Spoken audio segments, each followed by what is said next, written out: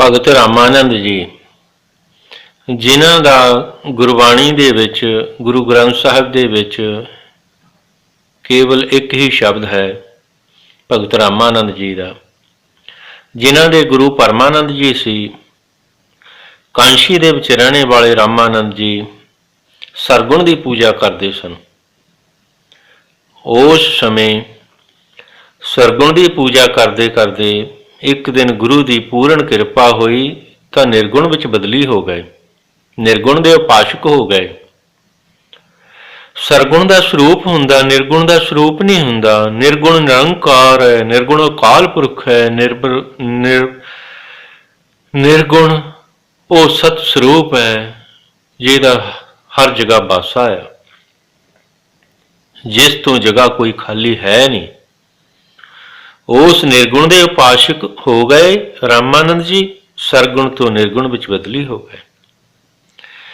ਜਿੰਨੀ ਦੇਰ ਸਰਗੁਣ ਦੀ ਪੂਜਾ ਕੀਤੀ ਓਨੀ ਦੇਰ ਰਾਮਾਨੰਦ ਜੀ ਕਾਂਸ਼ੀ ਤੋਂ ਬਾਹਰ ਇੱਕ ਬ੍ਰਹਮਾ ਜੀ ਦਾ ਮੰਦਿਰ ਹੈ ਜਿਸ ਨੂੰ ਬ੍ਰਹਮ ਠਾਂ ਦੇ ਨਾਂ ਨਾਲ ਜਾਣਿਆ ਜਾਂਦਾ, ਉੱਥੇ ਜਾ ਕੇ ਪੂਜਾ ਕਰਿਆ ਕਰਦੇ ਸਨ। ਪੂਜਾ ਕਰਨੀ, ਉਸ ਪੂਜਾ ਦੀ ਤਿਆਰੀ 5-6 ਦਿਨ ਪਹਿਲਾਂ ਹੀ ਸ਼ੁਰੂ ਕਰ ਦੇਣੀ। ਜੋ ਸਮੱਗਰੀ ਉੱਥੇ ਨੂੰ ਲੈ ਕੇ ਜਾਣੀ ਆ ਪੂਜਾ ਕਰਨ ਵਾਸਤੇ। ਨਾਲ ਸਾਧੂ ਸੰਤ ਮਹਾਂਪੁਰਸ਼ ਆ ਜਾਂਦੇ ਰਾਮਾਨੰਦ ਜੀ ਕੋਲ, ਕਹਿੰਦੇ ਸੁਆਮੀ ਜੀ ਹਰ ਸਾਲ ਦੀ ਤਰ੍ਹਾਂ ਇਸ ਸਾਲ ਵੀ ਬ੍ਰਹਮਾ ਜੀ ਦੀ ਮੂਰਤੀ ਦੀ ਪੂਜਾ ਕਰਨ ਜਾਣਾ। ਤਾਂ ਰਾਮਾਨੰਦ ਜੀ ਨੇ ਮਨਾ ਕਰ ਦਿੱਤਾ।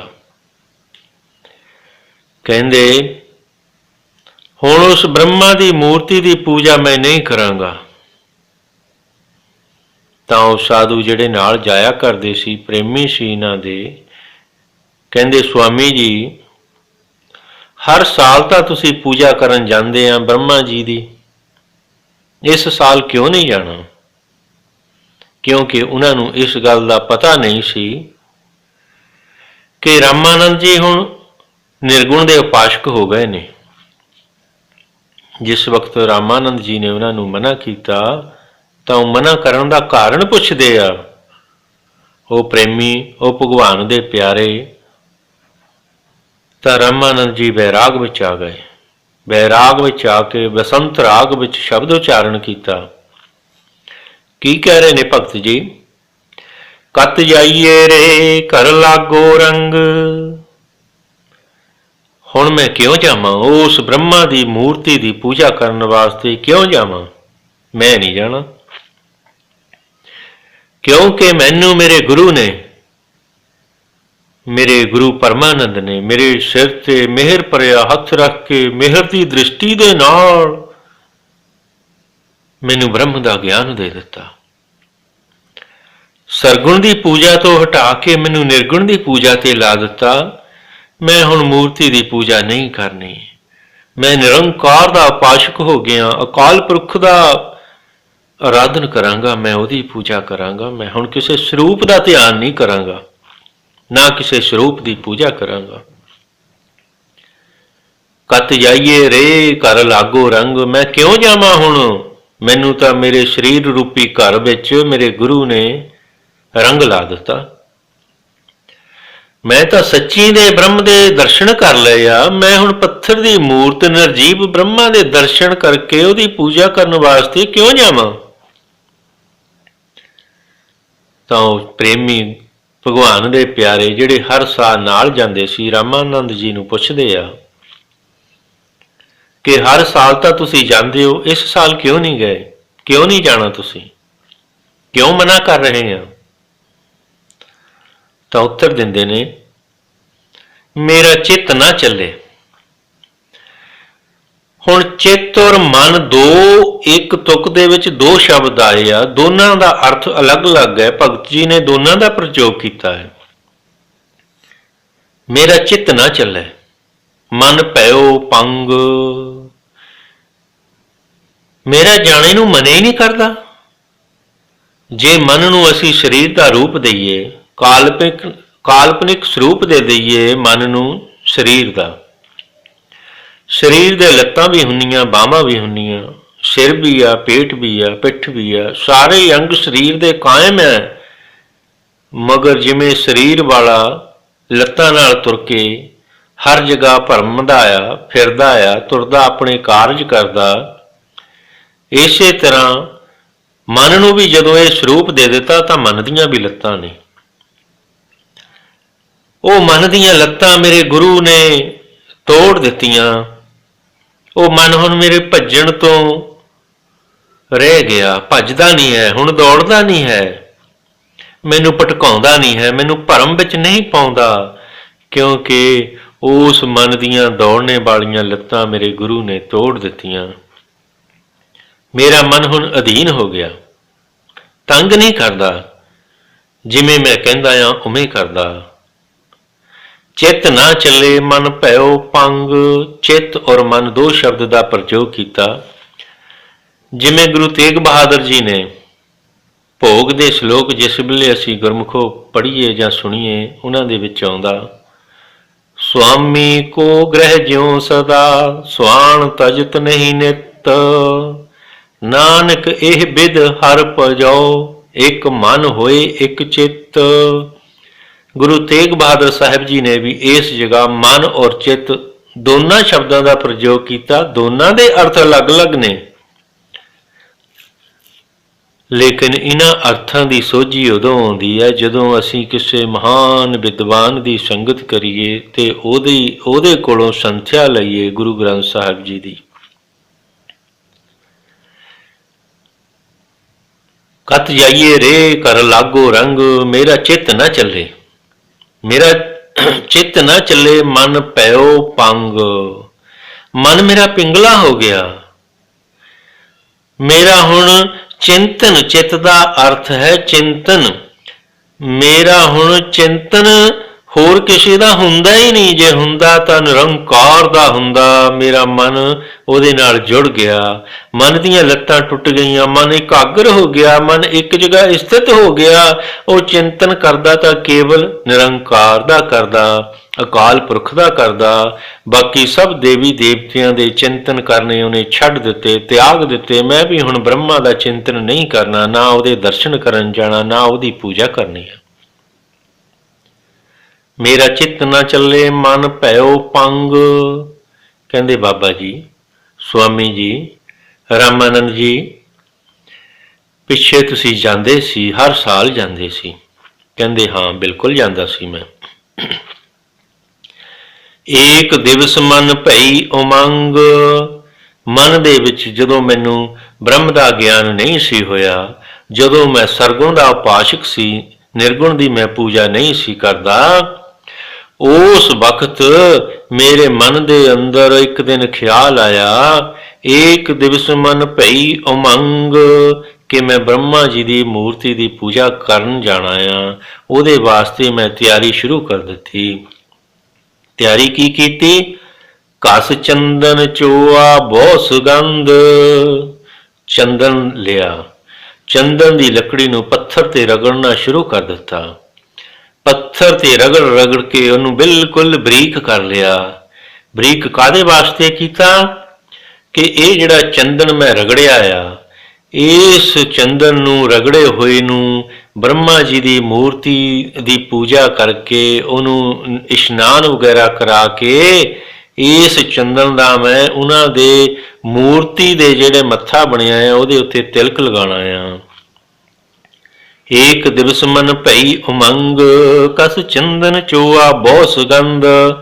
ਜਦ ਇਹ ਸਾਰੀ ਤਿਆਰੀ ਕਰ ਲਈ ਰਗੜ ਕੇ, ਮੈਂ ਪੂਜਨ 40 ਬ੍ਰਹਮ ਠਾਏ, ਫਿਰ ਮੈਂ ਉਸ ਬ੍ਰਹਮਾ ਜੀ ਦੀ ਮੂਰਤੀ ਦੀ ਪੂਜਾ ਕਰਨ ਵਾਸਤੇ ਚੱਲ ਪਿਆ। ਉੱਥੇ ਜਾ ਕੇ ਪੂਜਾ ਕਰਦਾ ਸੀ ਮੈਂ, ਮਗਰ ਮੇਰੇ ਗੁਰੂ ਨੇ ਮੇਰੇ ਤੇ ਕਿਰਪਾ ਕੀਤੀ। ਕਿਰਪਾ ਕਰਕੇ ਕੀ ਕਰ ਦਿੱਤਾ ਮੇਰੇ ਤੇ ਉਸਨੇ? ਸੋ ਬ੍ਰਹਮ ਬਤਾਇਓ ਗੁਰ ਮਨ ਹੀ ਮਾਹੀ। ਉੱਥੇ ਤਾਂ ਪੱਥਰ ਦੀ ਮੂਰਤੀ ਸੀ, ਨਿਰਜੀਵ ਸੀ, ਬ੍ਰਹਮਾ ਜੀ ਦੀ ਮੂਰਤੀ ਸੀ, ਮਗਰ ਮੈਨੂੰ ਮੇਰੇ ਗੁਰੂ ਨੇ ਸੱਚੀ ਦਾ ਹੀ ਬ੍ਰਹਮ ਗਿਆਨ ਦੇ ਕੇ ਮੈਨੂੰ ਉਸ ਨਿਰੰਕਾਰ ਦੇ ਅੰਦਰ ਦਰਸ਼ਨ ਕਰਾ ਦਿੱਤੇ। ਮੈਂ ਤਾਂ ਹੁਣ ਬ੍ਰਹਮਾ ਨੂੰ, ਵਿਸ਼ਨੂੰ ਨੂੰ, ਸ਼ਿਵ ਜੀ ਨੂੰ, ਸਾਰੇ ਦੇਵਤਿਆਂ ਦਾ ਵਾਸਾ ਜਿਸ ਜਗ੍ਹਾ, ਉਹ ਨਿਰੰਕਾਰ ਦੀ ਪੂਜਾ ਕਰਦੇ ਆ, ਤਾਂ ਮੇਰੇ ਗੁਰੂ ਨੇ ਮੈਨੂੰ ਉਹ ਨਿਰੰਕਾਰ ਮੇਰੇ ਅੰਦਰ ਹੀ ਦਿਖਾ ਦਿੱਤਾ। ਜਿਸ ਦੀ ਜੋਤ ਇਸ ਸਰੀਰ ਵਿੱਚ ਕਰਤਾਰ ਨੇ ਸਥਿਤ ਕੀਤੀ ਹੋਈ ਹੈ, ਸਥਾਪਿਤ ਕੀਤੀ ਹੋਈ ਹੈ, ਉਹ ਜੋਤ ਮੈਨੂੰ ਮੇਰੇ ਗੁਰੂ ਨੇ ਦਿਖਾ ਦਿੱਤੀ ਆ। ਇਸ ਕਰਕੇ ਮੈਂ ਬ੍ਰਹਮਾ ਜੀ ਦੀ ਮੂਰਤੀ ਦੀ ਪੂਜਾ ਕਰਨ ਵਾਸਤੇ ਇਸ ਸਾਲ ਨਹੀਂ ਜਾਣਾ, ਮੈਂ ਹੁਣ ਕਦੇ ਵੀ ਨਹੀਂ ਜਾਣਾ। ਏਕ ਦਿਵਸ ਮਨ ਪਈ ਉਮੰਗ, ਕਸ ਚੰਦਨ ਪਚੂਆ ਬਹੁ ਸੁਗੰਧ, ਪੂਜਨ 40 ਬ੍ਰਹਮ ਠਾਏ, ਸੋ ਬ੍ਰਹਮ ਬਤਾਇਓ ਗੁਰ ਮਨ ਹੀ ਮਾਹੇ। ਜਹ ਜਾਈਏ ਤਹ ਜਲ ਪਖਾਨ, ਜਿੱਥੇ ਵੀ ਜਾਂਦੇ ਹਾਂ ਅਸੀਂ ਪੂਰੀ ਧਰਤੀ ਦਾ ਭਰਮਣ ਕਰਦੇ ਹਾਂ, ਤੁਰਦੇ ਫਿਰਦੇ ਹਾਂ, ਜਿੱਥੇ ਵੀ ਜਾਂਦੇ ਹਾਂ ਉੱਥੇ ਪੱਥਰ ਆ ਜਾਂ ਪਾਣੀ ਆ, ਇਹਨਾਂ ਦੋਹਾਂ ਚੀਜ਼ਾਂ ਦਾ ਵਾਸਾ ਆ। ਜਹ ਜਾਈਏ ਤਹ ਜਲ ਪਖਾਨ, ਹੋਰ ਬੇਅੰਤ ਚੀਜ਼ਾਂ ਨੇ, ਮਗਰ ਇਹ ਕਰਤਾਰ ਤੂੰ ਬਨਸਪਤੀ ਬਣਾਈ ਆ, ਸ੍ਰਿਸ਼ਟੀ ਬਣਾਈ ਆ, ਧਰਤੀ ਬਣਾਈ ਆ, ਜੀਵ ਜੰਤੂ ਬਣਾਏ ਆ, ਮਗਰ ਕੋਈ ਜਗ੍ਹਾ ਤੂੰ ਆਪਣੇ ਤੋਂ ਖਾਲੀ ਨਹੀਂ ਰੱਖੀ, ਹਰ ਜਗ੍ਹਾ ਤੇਰਾ ਵਾਸਾ ਆ। ਮੇਰੇ ਗੁਰੂ ਨੇ ਮੈਨੂੰ ਉਹ ਵਾਸਾ, ਉਹ ਹਰੀ ਦੇ ਦਰਸ਼ਨ ਹਰ ਜੀਵ ਵਿੱਚ ਕਣ ਕਣ ਦੇ ਅੰਦਰ ਕਰਾ ਦਿੱਤੇ ਆ, ਤਾਂ ਫਿਰ ਮੈਂ ਉੱਥੇ ਕਿਉਂ ਜਾਵਾਂ। ਜਹ ਜਾਈਏ ਤਹ ਜਲ ਪਖਾਨ, ਤੂੰ ਪੂਰ ਰਹਿਓ ਹੈ ਸਰਬ ਥਾਨ। ਤੂੰ ਤਾਂ ਸਾਰਿਆਂ ਦੇ ਵਿੱਚ ਹੀ ਆ, ਦਰਖਤਾਂ ਵਿੱਚ ਵੀ ਆ, ਪਹਾੜਾਂ ਵਿੱਚ ਵੀ ਆ, ਪਾਣੀ ਵਿੱਚ ਵੀ ਆ, ਪੱਥਰਾਂ ਵਿੱਚ ਵੀ ਆ, ਜਾਨਵਰਾਂ ਵਿੱਚ ਵੀ ਆ, ਇਨਸਾਨਾਂ ਦੇ ਵਿੱਚ ਵੀ ਆ, ਕੀੜੇ ਮਕੌੜਿਆਂ ਦੇ ਵਿੱਚ ਵੀ ਆ। ਬੇਅੰਤ ਤਰ੍ਹਾਂ ਦੀਆਂ ਜੂਨਾਂ ਆ, ਉਹਨਾਂ ਸਾਰੀਆਂ ਜੂਨਾਂ ਦੇ ਵਿੱਚ ਤੇਰਾ ਵਾਸਾ ਆ, ਜਿਨ੍ਹਾਂ ਦੀ ਗਿਣਤੀ ਗ੍ਰੰਥਾਂ ਵਿੱਚ 84 ਲੱਖ ਜੂਨ ਦੱਸੀ ਆ, ਉਹਨਾਂ ਸਾਰੀਆਂ ਦੇ ਵਿੱਚ ਤੇਰਾ ਵਾਸਾ ਆ। ਉਹ ਹਰੀ ਮੈਨੂੰ ਮੇਰੇ ਗੁਰੂ ਨੇ ਮੈਨੂੰ ਆਪਣੇ ਅੰਦਰ ਦਿਖਾ ਦਿੱਤਾ, ਮੈਨੂੰ ਜ਼ਰਾ ਜ਼ਰਾ ਵਿੱਚ ਕਣ ਕਣ ਦੇ ਵਿੱਚ ਉਹ ਸਮਾਇਆ ਹੋਇਆ ਨਜ਼ਰ ਆਉਂਦਾ। ਜਹ ਜਾਈਏ ਤਹ ਜਲ ਪਖਾਨ, ਤੂੰ ਪੂਰ ਰਹਿਓ ਹੈ ਸਰਬ ਥਾਨ। ਐ ਕਰਤਾਰ, ਐ ਨਿਰੰਕਾਰ, ਜਹ ਜਾਈਏ ਤਹ ਜਲ ਪਖਾਨ, ਤੂੰ ਪੂਰ ਰਹਿਓ ਹੈ ਸਭ ਸਮਾਨ। ਤੂੰ ਪੂਰ ਰਹਿਓ ਹੈ ਸਭ ਸਮਾਨ, ਤੂੰ ਸਾਰਿਆਂ ਦੇ ਵਿੱਚ ਹੀ ਸਮਾਇਆ ਹੋਇਆ ਆ। ਤੂੰ ਕੀੜੀ ਦੇ ਵਿੱਚ ਵੀ ਆ, ਤੂੰ ਹਾਥੀ ਦੇ ਵਿੱਚ ਵੀ ਆ, ਤੂੰ ਇਹੋ ਜਿਹੇ ਜੀਵਾਂ ਦੇ ਵਿੱਚ ਵੀ ਆ ਜਿਨ੍ਹਾਂ ਨੂੰ ਅਸੀਂ ਆਪਣੀ ਇਹਨਾਂ ਅੱਖਾਂ ਦੇ ਨਾਲ ਨਹੀਂ ਦੇਖ ਸਕਦੇ, ਤੇਰਾ ਵਾਸਾ ਉਹਨਾਂ ਦੇ ਵਿੱਚ ਵੀ ਆ। ਇਹ ਨਹੀਂ ਕਿ ਉਸ ਕੀੜੇ ਦੇ ਵਿੱਚ ਤੂੰ ਛੋਟਾ ਸਰੂਪ ਹੈ, ਤੇਰਾ ਹਾਥੀ ਦੇ ਵਿੱਚ ਵੱਡਾ ਆ, ਨਹੀਂ, ਤੇਰਾ ਜਿਹੜਾ ਵਿਰਾਜਮਾਨ ਹੋਣੇ ਵਾਲਾ ਸਰੂਪ ਆ ਉਹ ਸਾਰਿਆਂ ਵਿੱਚ ਇੱਕ ਸਮਾਨ ਹੈ। ਤੂੰ ਪੂਰ ਰਹਿਓ ਹੈ ਸਭ ਸਮਾਨ, ਸਾਰਿਆਂ ਦੇ ਵਿੱਚ ਬਰਾਬਰ ਹੈ, ਤੂੰ ਵਿਰਾਜਮਾਨ ਹੈ। ਵੇਦ ਪੁਰਾਣ ਸਭ ਦੇਖੇ ਜੋਏ, ਵੇਦ 4 ਵੇਦ ਆ, ਰਿਗਵੇਦ, ਯਜੁਰਵੇਦ, ਅਥਰਵਣ ਵੇਦ ਤੇ ਸ਼ਾਮ ਵੇਦ। ਪੁਰਾਣ ਹੈ ਸੁਗੰਧ ਪੁਰਾਣ, ਮਾਰਕੰਡਿਆ ਪੁਰਾਣ, ਲੋਮਸ ਪੁਰਾਣ, ਬੈਵਤ ਪੁਰਾਣ, ਭਾਗਵਤ ਪੁਰਾਣ, ਪਦਮ ਪੁਰਾਣ, ਸ਼ਿਵ ਪੁਰਾਣ, ਗਰੜ ਪੁਰਾਣ, ਸਾਰਿਆਂ ਪੁਰਾਣਾਂ ਦੇ ਵਿੱਚ ਵੀ ਤੇਰਾ ਵਾਸਾ ਆ, ਮਗਰ ਅਸੀਂ ਉਹ ਦੇਖ ਲਿਆ। ਵੇਦ ਪੁਰਾਣ ਦੇਖੇ, ਵੇਦ ਪੁਰਾਣ ਸਭ ਦੇਖੇ ਜੋਏ, ਸਾਰੇ ਹੀ ਦੇਖ ਲਏ ਆ। ਦੇਖਣ ਦਾ ਮਤਲਬ ਹੈ ਪੜ੍ਹ ਲਏ ਆ, ਪੜ੍ਹ ਕੇ ਵਿਚਾਰ ਕਰਕੇ ਦੇਖ ਲਈ ਆ, ਮਗਰ ਸਾਰੇ ਇਹੀ ਗੱਲ ਕਹਿੰਦੇ ਆ ਕਿ ਹੇ ਨਿਰੰਕਾਰ, ਤੇਰੇ ਤੋਂ ਬਗੈਰ ਜਗ੍ਹਾ ਕੋਈ ਖਾਲੀ ਹੈ ਨਹੀਂ। ਗੁਰੂ ਅਰਜਨ ਦੇਵ ਪਾਤਸ਼ਾਹ ਫਰਮਾ ਰਹੇ ਨੇ, ਘਟ ਘਟ ਮਹਿ ਹਰਿ ਜੂ ਵਸੈ, ਸੰਤਨ ਕਹਿਓ ਪੁਕਾਰ। ਐ ਹਰੀ, ਐ ਨਿਰੰਕਾਰ, ਤੇਰਾ ਸਰਵ ਜਗ੍ਹਾ ਹੀ ਵਾਸਾ ਆ, ਤੇਰੇ ਵਾਸੇ ਤੋਂ ਬਗੈਰ ਕੋਈ ਜਗ੍ਹਾ ਖਾਲੀ ਹੈ ਨਹੀਂ। ਵੇਦ ਪੁਰਾਨ ਸਭ ਦੇਖੇ ਜੋਏ, ਊਹਾਂ ਤੋਂ ਜਾਈਏ ਜੋ ਇਹਾਂ ਨਾ ਹੋਏ। ਉਸ ਬ੍ਰਹਮਾ ਦੀ ਮੂਰਤੀ ਦੀ ਪੂਜਾ ਕਰਨ ਵਾਸਤੇ ਤਾਂ ਮੈਂ ਤਾਂ ਜਾਵਾਂ ਜੇ ਉਹਦਾ ਵਾਸਾ ਇੱਥੇ ਹੈ ਨਹੀਂ, ਉਹ ਤਾਂ ਸਰਬ ਜਗ੍ਹਾ ਹੀ ਆ, ਮਗਰ ਗੁਰੂ ਦੀ ਕਿਰਪਾ ਤੋਂ ਬਗੈਰ ਕਿਸੇ ਨੂੰ ਨਜ਼ਰ ਨਹੀਂ ਆਉਂਦਾ। ਵੇਦ ਪੁਰਾਣ ਸਭ ਦੇਖੇ ਜੋਏ, ਊਹਾਂ ਤੋਂ ਜਾਈਏ ਜੋ ਇਹਾਂ ਨਾ ਹੋਏ। ਸਤਿਗੁਰ ਮੈਂ ਬਲਿਹਾਰੀ ਤੋਰ, ਮੈਂ ਆਪਣੇ ਸਤਿਗੁਰੂ ਤੇ, ਮੈਂ ਆਪਣੇ ਗੁਰੂ ਤੇ ਬਲਿਹਾਰੇ ਜਾਨਾ, ਕੁਰਬਾਨ ਜਾਨਾ। ਕਾਹਦੇ ਵਾਸਤੇ? ਜਿਨ ਸਕਲ ਬਿਕਲ ਭਰਮ ਕਾਟੇ ਮੋਰ। ਜਿਨ ਮੇਰੇ ਸਕਲ ਸਾਰੇ ਹੀ ਵਿਕਲ ਵਿਆਕੁਲਤਾ ਦੇ, ਸਕਲ ਬਿਕਲ ਭਰਮ, ਜਿਨ ਮੇਰੇ ਸਾਰੇ ਹੀ ਵਿਆਕੁਲਤਾ ਦੇ ਭਰਮ ਕੱਟ ਦਿੱਤੇ, ਨਾਸ਼ ਕਰ ਦਿੱਤੇ, ਮੈਨੂੰ ਅਕਲ ਦੇ ਦਿੱਤੀ, ਸੋਝੀ ਦੇ ਦਿੱਤੀ, ਗਿਆਨ ਦੇ ਦਿੱਤਾ। ਉਸ ਗਿਆਨ ਨੂੰ ਪਾ ਕੇ ਫਿਰ ਮੈਂ ਕੀ ਕੀਤਾ? ਗੁਰ ਗਿਆਨ ਅਰ ਧਿਆਨ ਤਤ ਸਿਉ ਤਤ ਮਿਲਾਵੈ। ਗੁਰੂ ਨੇ ਗਿਆਨ ਬਖਸ਼ਿਆ, ਗਿਆਨ ਬਖਸ਼ ਕੇ ਧਿਆਨ ਲਾਉਣੇ ਦੀ ਬੁੱਧੀ ਦੇ ਦਿੱਤੀ। ਧਿਆਨ ਜਦੋਂ ਲਾਇਆ ਤਾਂ ਉਸ ਧਿਆਨ ਦੇ ਵਿੱਚ ਮੈਨੂੰ ਨਿਰੰਕਾਰ ਦੇ ਦਰਸ਼ਨ ਹੋਏ ਔਰ ਮੇਰਾ ਇਹ ਤੱਤ ਉਸ ਪਰਮ ਤੱਤ ਦੇ ਵਿੱਚ ਸਮਾ ਗਿਆ, ਲੀਨ ਹੋ ਗਿਆ। ਸਤਿਗੁਰ ਮੈਂ ਬਲਿਹਾਰੀ ਤੋਰ, ਜਿਨ ਸਕਲ ਬਿਕਲ ਭਰਮ ਕਾਟੇ ਮੋਰ। ਰਾਮਾਨੰਦ ਸੁਆਮੀ ਰਮਤ ਬ੍ਰਹਮ। ਰਾਮਾਨੰਦ ਸੁਆਮੀ, ਐ ਸੁਆਮੀ, ਐ ਠਾਕਰ, ਰਾਮਾਨੰਦ ਤੇਰੇ ਗੁਣ ਗਾਉਂਦਾ ਗਾਉਂਦਾ ਤੇਰੇ ਵਿੱਚ ਲੀਨ ਹੋ ਗਿਆ। ਰਾਮਾਨੰਦ ਸੁਆਮੀ ਰਮਤ ਬ੍ਰਹਮ, ਉਸ ਬ੍ਰਹਮ ਦੇ ਵਿੱਚ, ਪਾਰ ਬ੍ਰਹਮ ਦੇ ਵਿੱਚ ਲੀਨ ਹੋ ਗਿਆ। ਮਗਰ ਹੋਇਆ ਕਾਹਦੇ ਨਾਲ? ਗੁਰ ਕਾ ਸ਼ਬਦ ਕਾਟੈ ਕੋਟ ਕਰਮ। ਜਦੋਂ ਮੇਰੇ ਗੁਰੂ ਨੇ ਮੈਨੂੰ ਸ਼ਬਦ ਦਾ ਆਰਾਧਨ ਦੱਸਿਆ, ਉਸ ਸ਼ਬਦ ਦਾ ਮੈਂ ਪਾਠ ਸ਼ੁਰੂ ਕਰ ਦਿੱਤਾ।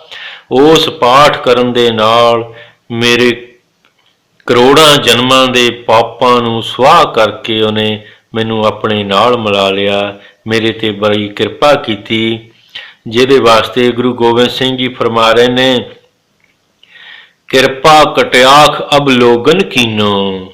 ਕਿਰਪਾ ਕਟਿਆਖ ਬਹੁਤ ਛੋਟੀ, ਰਾਈ ਦੇ ਦਾਣੇ ਜਿੰਨੀ, ਰਾਈ ਦੇ ਦਾਣੇ ਜਿੰਨੀ ਹੈ ਕਰਤਾਰ ਹੈ ਨਿਰੰਕਾਰ ਤੇ ਕਿਰਪਾ ਕਰ ਦਿੱਤੀ। ਕਿਰਪਾ ਕਟਿਆਖ ਅਬ ਲੋਗਨ ਕੀਨੋ, ਦਾਸ ਕਾ ਦੁਖ ਵਿਦਾਰਿਓ। ਰੰਚਕ ਮਾਤਰ ਦੀ ਕਿਰਪਾ ਗੁਰੂ ਦੀ ਜਦੋਂ ਹੋ ਜਾਂਦੀ ਆ ਤਾਂ ਉਹ ਬੇਅੰਤ ਪਾਰ ਬ੍ਰਹਮ ਪਰਮੇਸ਼ਰ ਜਿਹਦੀ ਵਡਿਆਈ ਬੇਅੰਤ ਆ, ਇਹ ਛੋਟੀ ਆਤਮਾ, ਸੂਖਸ਼ਮ ਆਤਮਾ ਉਸ ਵਿਸ਼ਾਲ ਆਤਮਾ ਵਿੱਚ ਲੀਨ ਹੋ ਜਾਂਦੀ ਆ। ਇਸ ਕਰਕੇ ਗੁਰੂ ਦਾ ਸਿਮਰਨ ਕਰੋ, ਗੁਰੂ ਦਾ ਆਰਾਧਨ ਕਰੋ, ਗੁਰੂ ਦੇ ਚਰਨਾਂ ਨਾਲ ਜੁੜ ਜਾਓ। ਸੰਸਾਰ ਤੇ ਆਉਣਾ ਸਾਡਾ ਸਫਲਾ ਤਾਂ ਹੀ ਆ। ਧੰਨ ਗੁਰੂ ਨਾਨਕ ਤੇਰੀ ਸਦਾ ਹੀ ਹੈ। ਧੰਨ ਗੁਰੂ